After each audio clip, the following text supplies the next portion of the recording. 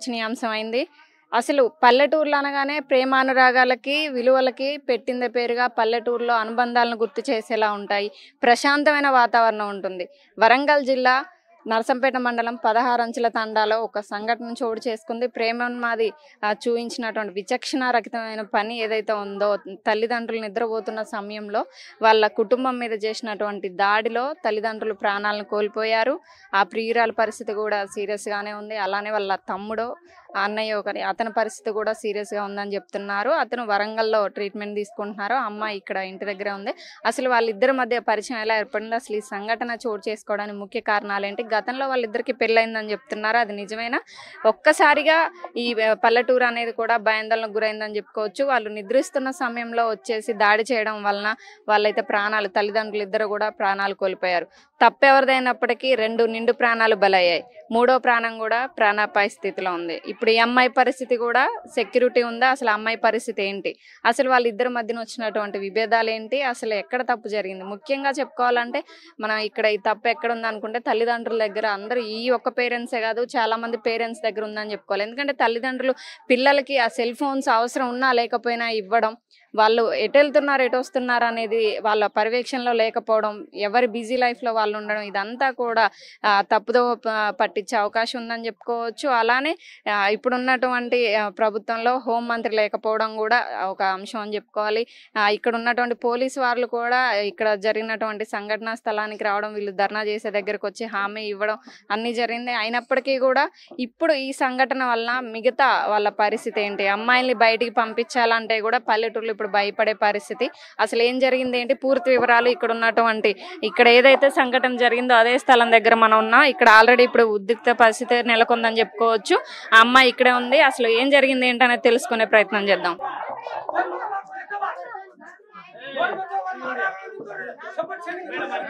ఇక్కడ మనం చూడొచ్చు వాళ్ళ చుట్టాలు అవ్వచ్చు, వాళ్ళ బంధువులందరూ కూడా ఇక్కడే ఉన్నారు. ఇక్కడ ఏదైతే సంఘటన జరిగిందో అదే స్థలంలో మనం ఉన్నాం. అసలు అమ్మాయి ఎక్కడ ఉంది, ఏంటి పరిస్థితి ఎలా ఉందో చూద్దాం. ఈ అమ్మాయి ఇక్కడే ఉంది, అమ్మాయితో మాట్లాడే ప్రయత్నం చేద్దాం. నీ పేరేంటమ్మా? దీపిక. అసలు ఏం జరిగింది, అసలు అబ్బాయి ఎలా పరిచయం, ఇంత సంఘటనకి బాధపడడానికి కారణం ఏంటి, అంటే మీరు నిద్ర ఇచ్చే సమయంలో మీ మీద దాడి జరిగిందా? అవును మేడం, నేను డాడీ ఇక్కడ పడుకున్నారు మేడం, నేను మమ్మీ అటు సైడ్ మంచం వేసుకుని నేను అటు కొస్తాకు పడుకున్నా, మమ్మీ మిడిల్లో పడుకుంది. వచ్చి చైర్ అక్కడనే ఉంది, మంచం పక్కనే చైర్ ఉంది. మా నాన్నమ్మ వచ్చి మాట్లాడేసి అక్కడనే పెట్టిపోయింది. ఆ చైర్ మీద ఈ బ్లాక్ చైర్ మీద వచ్చి కూర్చున్నాను మేడం. నేను ఇట్లా ముఖం మీద కప్పుకొని బెడ్షీట్ కప్పుకొని నేను మమ్మీ బెడ్షీట్ కప్పుకొని పడుకున్నాం. బెడ్షీట్ తీసి నన్ను ఇట్లా అని ఇట్లా కదిలిచ్చిండు. కళ్ళు తెరిచి చూసేసరికి అతన్ని చూడంగానే నేను ఒక్కటేసారి ఉర్రడం మొదలుపెట్టిన, భయపడ్డా, ఘోరంగా భయపడ్డా. ఉర్రడం మొదలుపెట్టి ఈ చేయి ఇట్లా అడ్డు పెట్టిన, ఈ చేయి కోసేసి. అంటే పిలవడం అటాక్ చేశాడని మీద?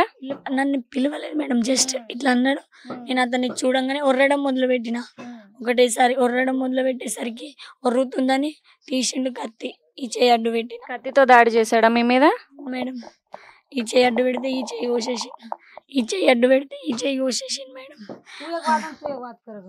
తర్వాత ఒకటేసారి ఒర్రుతున్నా తమ్ముడు తమ్ముడు తమ్ముడు అని ఒర్రేసరికి మా తమ్ముడు ఇంట్లో నుంచి బయటికి వచ్చిండు. మా తమ్ముడు అక్కడ స్టెప్స్ కాడ వాడిది ఇక్కడ చెంప కట్ చేసేసిండు మేడం. ఘోరంగా సీరియస్ ఉంది వాడి చెంప కట్ చేసేసిండు. కట్ చేసేసిన తర్వాతకి నేనేం చేసిన, వెనక మా నాన్నమ్మ వాళ్ళ ఇంటికి పారిపోయి డోర్ వెనక దాక్కుని నీకు దండం పెడతాను, కాళ్ళు పట్టుకుంటాను కింద. మెడ మీద ఏంటి, మెడ మీద కోసి వంగే వరకు మళ్ళీ మెడ మీద వేసాడా? దండం పెట్టి కాళ్ళు పట్టుకుంటాను ఇట్లా పోతే మెడ మీద వేసేసింది మేడం. అక్కడి నుంచి అప్పటికే మా నాన్నమ్మ వాళ్ళ ఇంటికి అక్కడ నుంచి మళ్ళీ ఇక్కడికి ఊరికొచ్చిన.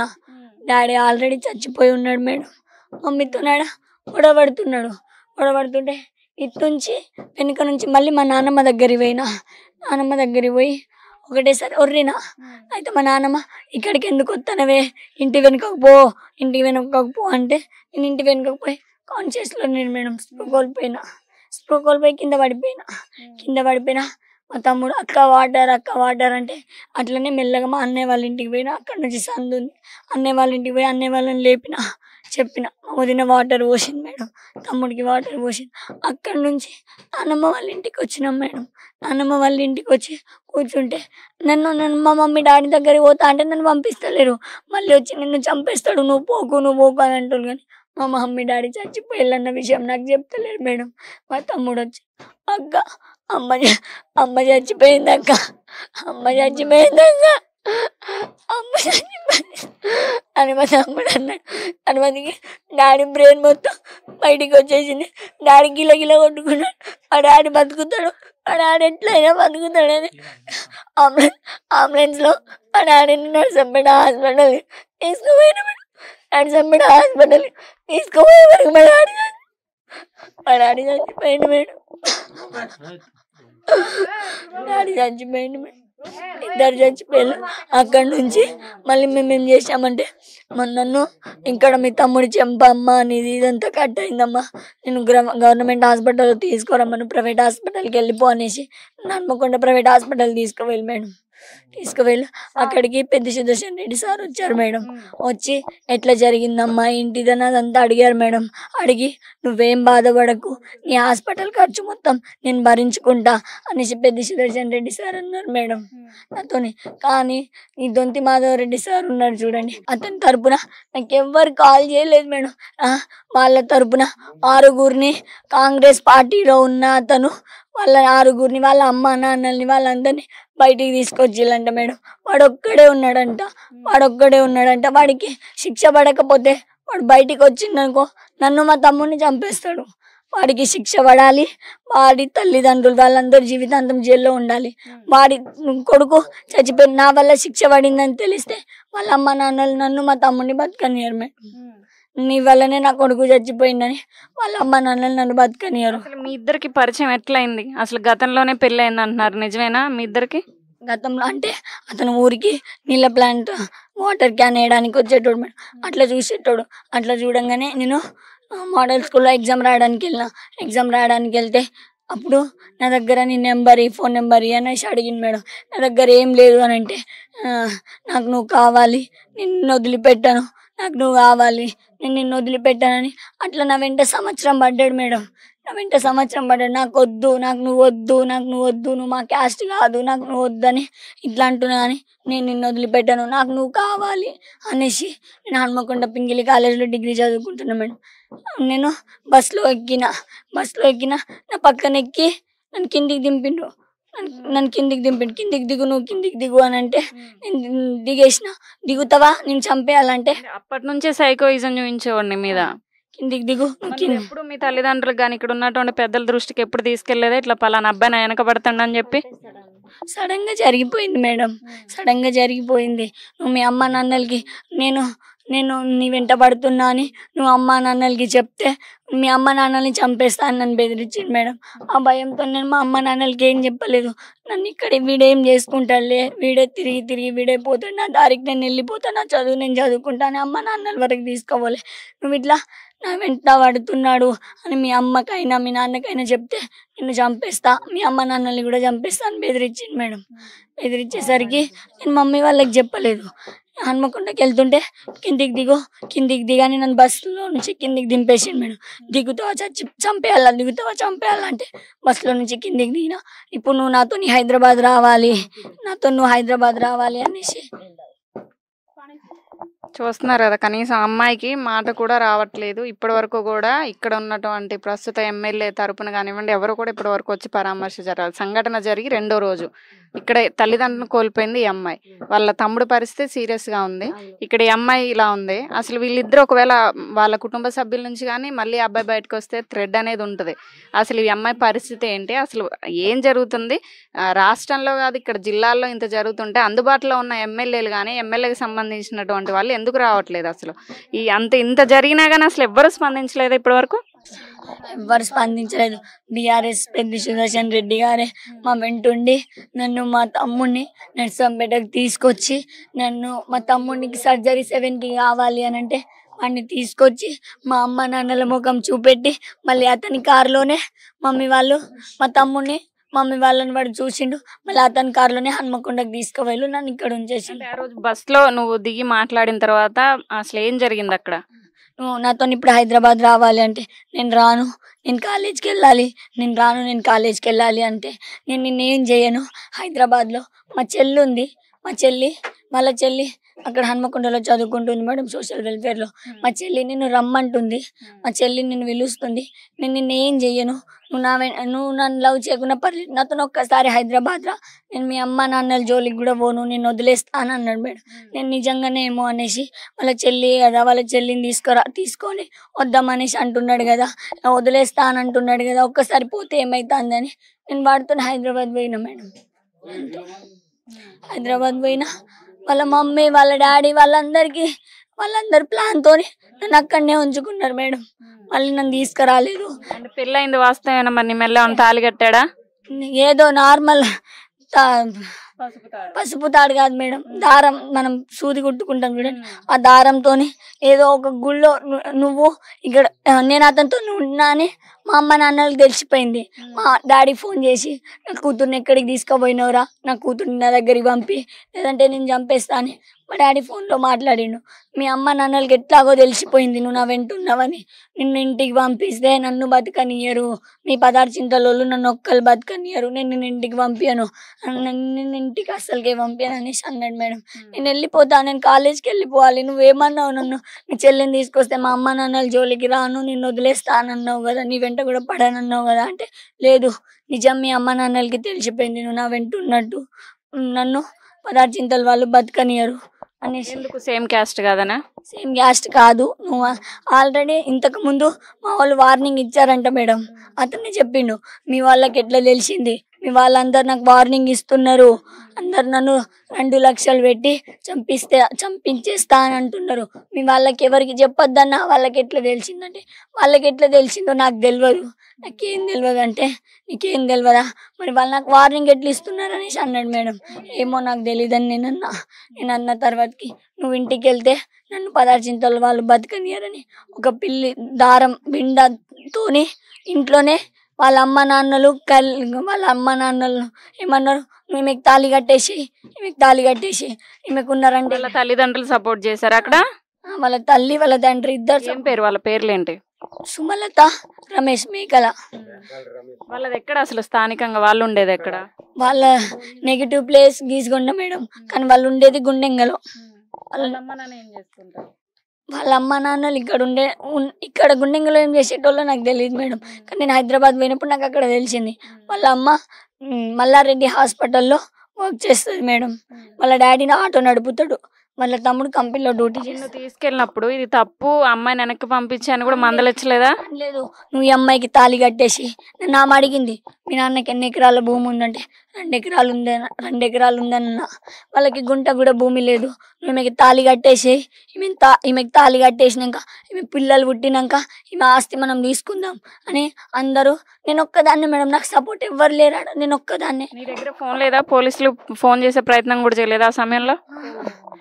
ఫోన్ లేదు, ఇంటి బయటికి నాతో ఎవరో ఒకరు ఉంటారు మేడం, ఎవరో ఒకరు ఉంటారు. ఒక కిడ్నాప్ తరహాలో చేసేసారు నిన్ను. నా వెంట ఎవరో ఒకరు ఉంటారు, గేట్కి తాళం వేసేస్తారు, బయటికి వెళ్ళనియరు, లోపలికి రానియరు, అంతే మేడం, బయటికి వెళ్ళనియరు. చివరగా ఇక్కడికి నువ్వు వచ్చి చూసే సమయానికి మీ నాన్నగారు మీ అమ్మగారు చనిపోయారా? చనిపోయి ఉన్నారు మేడం, చనిపోయి ఉన్నారు.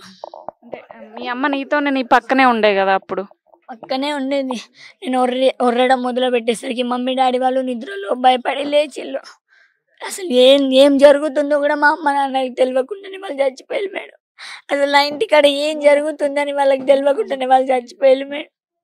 ఏం జరుగుతుంది అసలు వీడేం వాడు, మా అమ్మ వాడి ముఖం చూసిందో మా నాన్న చూసిండో ఏం తెలియదు మేడం. ఎవరైనా ఒకళ్ళు బతుకుంటే ఇలా జరిగిందని చెప్పేటోళ్ళు మేడం. అసలు ఒక్కడొచ్చారా, అతను వెనకాల ఇంకెవరైనా ఉన్నారా అన్నది కూడా తెలీదా? అంటే మేము పడుకున్నామా లేదా అని వెనకతండ మాలోతు పవన్ అతను వచ్చి 10కి చూసిండంట మేడం. 10కి చూస్తే వాళ్ళు పడుకోలేదు అనేసి మళ్ళీ పోయి చెప్పిండంట. మళ్ళీ 11:30, 12కి వచ్చిందంట. వాళ్ళు కమ్ము నిద్రలు ఉన్నారు, వాళ్ళ అమ్మ వాళ్ళ నాన్న వాళ్ళందరూ బయటనే పడుకున్నారు. నువ్వు వెళ్ళు అనేసి అని పంపించిండంట మేడం పవన్. మరి అతను అదుపులో తీసుకున్నారా పవన్ అన్న అతన్ని పోలీసులు? తీసుకున్నారు మేడం. తీసుకొని Congress market chairman, Nekkonda market chairman Congress పార్టీలో ఉంటాడంట. తను తీసుకున్న గుండెంగ నుంచి 5గురిని వాడిని బయటికి తీసుకొచ్చిందంట మేడం. కాంగ్రెస్ తరపున వాళ్ళు బయటికి తీసుకొచ్చిలంట. అంటే వాళ్ళు ఏం చేద్దాం అనుకుంటారు మేడం, నన్ను మా తమ్ముడిని చంపేయాలనుకుంటారా కాంగ్రెస్ వాళ్ళు. అంటే ఇప్పటి వరకు ఎమ్మెల్యే నాకు ఒక కాల్ చేయలేదు మేడం. కానీ వచ్చారా అసలు? పోలీసులు వచ్చి నీతో మాట్లాడారా ఎవరన్నా? ఇక్కడికి రాలేదు, కానీ హాస్పిటల్లో ఉన్నప్పుడు మీడియా వాళ్ళు వచ్చారు, పోలీస్ వాళ్ళు వచ్చారు. ఏం చెప్పారు? అంటే మీ అమ్మ నాన్న దానం అసలు చివరి చూసుకున్నావు అసలు నువ్వు లాస్ట్? చూసుకున్నాం. తీసుకొచ్చిళ్ళను మార్చరీకి తీసుకుపోతున్నప్పుడు, మార్చరీలోకి తీసుకుపోయినప్పుడు చూపెట్టిళ్ళు. మా మమ్మీ డాడీని మార్చరీలో ఉన్నప్పుడు చూసిన మేడం. ఇక్కడ ఇంటి దగ్గర దానం జరిగేటప్పుడు రాలా ఇంకా? అబ్బాయి దగ్గర అక్కడ రూమ్ లో నేను ఎప్పుడైతే బంధించారని చెప్తున్నావు, అక్కడ నుంచి మళ్ళీ ఎలా వచ్చినావు, ఎవరు తీసుకొచ్చారు? అయితే అక్కడ నుంచి రావాలి అనేసి అంటుంటే వాళ్ళు ఏమన్నారు, నా మీద మమ్మీ వాళ్ళంట మిస్సింగ్ కేసు అయింది, నా కూతురు హాస్టల్కి వెళ్తుంటే మిస్ అయింది అని నా మీద సుబేదారిలో కేసు పెట్టారంట మేడం. సుబేదారి పోలీస్ స్టేషన్కి వచ్చా. మా బాబాయ్, మా తాతయ్య వాళ్ళందరూ వచ్చిళ్ళు, అక్కడికి అందరు వచ్చిళ్ళు. అయితే నన్ను వాళ్ళు ఏమన్నారు తెలుసా మేడం, నువ్వు వాళ్ళతో వెళ్ళిపోతే నేను మీ అమ్మని, మీ నాన్నని, మీ తమ్ముని ఎవరిని బతకనియను, నువ్వు నాతో ఉంటే వాళ్ళు బతుకుతారు, లేకపోతే నువ్వు వాళ్ళతో వెళ్ళిపోయినావు అనుకో ఎవరిని బతకనియా అని అన్నాడు మేడం. అయితే నేను ఒక్కదాన్నే వెళ్ళిపోతే ఏమైతుంది, నేను వెళ్ళిపోతా అని సుబేదారి పోలీస్ స్టేషన్ నుంచి వెళ్ళిపోయినా మేడం. అక్కడ నుంచి వెళ్ళిపోయిన తర్వాతకి మమ్మీ వాళ్ళు నా కూతురు నాకు కావాలి అని సిపి దగ్గర కంప్లైంట్ ఇచ్చారంట మేడం. కంప్లైంట్ ఇస్తే ఆ కంప్లైంట్ చంద్రపేట లోకల్ స్టేషన్కి వచ్చింది. లోకల్ ఎస్ఐ కాల్ చేసి అమ్మ మీ అమ్మ నాన్నలు నిన్ను చూస్తారంటమ్మా, నీతో మాట్లాడతారంటమ్మా, ఒక్కసారి నువ్వు స్టేషన్కి రా అంటే వాళ్ళు ఏమన్నా నువ్వు పోవద్దు, నువ్వు ఎక్కడికి పోతావు, అక్కడికి పోతే 16 చింతల వాళ్ళందరూ కలిసి నేను తీసుకొని పోతారు, నువ్వు పోవద్దు అంటే నేనన్నా నేను ఎందుకు పోవద్దు, నేను పోతా, నేను మా మమ్మీ డాడీ దగ్గరికి పోతా, నన్ను తీసుకోపోరా మళ్ళీ వస్తా, నేను మీతోనే మళ్ళీ వస్తావా, మా మమ్మీ డాడీని చూసుకొని మళ్ళీ వచ్చేస్తా అన్న. అట్లా నన్ను 4-5 రోజులు మేడం ఇంట్లోనే నువ్వు పోవద్దు అని నన్ను కొట్టిళ్ళు మేడం. అందరు కలిసి నన్ను కొట్టిళ్ళు. నన్ను బయటకు వచ్చిన తర్వాత వాళ్ళ మీద పోలీస్ కంప్లైంట్ ఇవ్వలేదా? అయితే మళ్ళీ చంద్రపేట పోలీస్ స్టేషన్కి వచ్చినప్పుడు నేను మమ్మీ వాళ్ళతో వచ్చేస్తా అని రోడ్ వరకు వస్తే చంద్రపేట ఎస్ఐ ఏమన్నారంటే, అమ్మ నువ్వు ఇలా పోవడానికి వీల్లేదమ్మా, నువ్వు నీ కూతుర్ని, మా అమ్మతో నువ్వు నీ కూతుర్ని తీసుకోపోవాలి అంటే నీ కూతురుతోని హైదరాబాద్ వెళ్ళి నీ కూతుర్ని నువ్వు ఇంటికి తెచ్చుకో, నీ కూతుర్ని. మమ్మీ వాళ్ళు ఏమన్నారు, నా కూతురికి నేను పెళ్లి చేస్తా, అది చేస్తా, ఇది చేస్తా అని. వాళ్ళ కూతురు వాళ్ళకి కావాలి మేడం. వాడికి తినడానికి తిండి లేదు, ఉండడానికి ఇల్లు లేదు, కంట్రోల్ బియ్యం కొనుక్కోవడానికి కూడా డబ్బులు లేవు మేడం. కంట్రోల్ బియ్యం నేను 2 నెలలు ఒక్క బుక్క అన్నం తినకుంటున్నా, ఒక్క మెతుక అన్నం తినకుంటున్నా మేడం. నా తల్లిదండ్రులు నన్ను చిన్నప్పటి నుంచి సన్న బియ్యం పెట్టి పెంచిలు. అక్కడ కంట్రోల్ బియ్యం తింటావా చస్తావా అంటే అది గొంతు కూడా దాటట్లేదు మేడం. ఆ బియ్యం నాకు గొంతు కూడా దాటట్లేదు. తర్వాత మమ్మీ ఇంటికి తీసుకొచ్చింది. Mummy daddy. మీ తమ్ముడు ఏం చేస్తుంటాడు? ఇంటర్ సెకండ్ ఇయర్ సిఈసి చదువుతున్నాడు. తర్వాత మమ్మీ వాళ్ళు ఇక్కడికి తీసుకొచ్చిన తర్వాతకి మా నాన్నమ్మ నీ మీద మరుగుమందు ఉన్నది, చాలా చక్కగా నవ్వుతూ బంధంగా ఎంత ప్రేమానురాగాలతో ఉన్నటువంటి ఫోటో మనం చూడవచ్చు. చాలా సంతోషంగా ఉన్నటువంటి ఫోటో ఇది. వీళ్ళందరూ కూడా చిన్న కుటుంబం.